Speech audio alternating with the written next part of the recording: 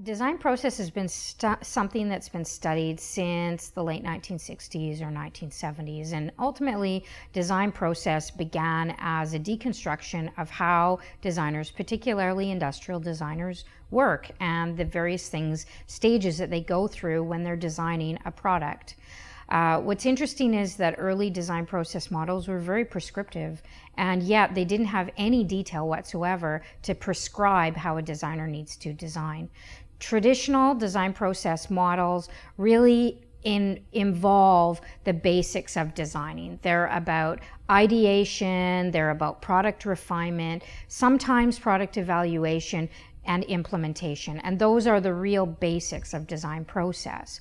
Design process has, however, begun to shift, where we're looking at user-centered models and we're looking at people-centered models, which means that designers are more and more having to look at how people live, how people work, how people need to engage with objects. I think what we really promote that's quite different from most people who work in design process is that we are really looking at bringing in that understanding of people and how do you design for and with people to create new products. And there's lots of strategies and different ways that we can do that, but that design process brings in that critical element that in the early years was really missing.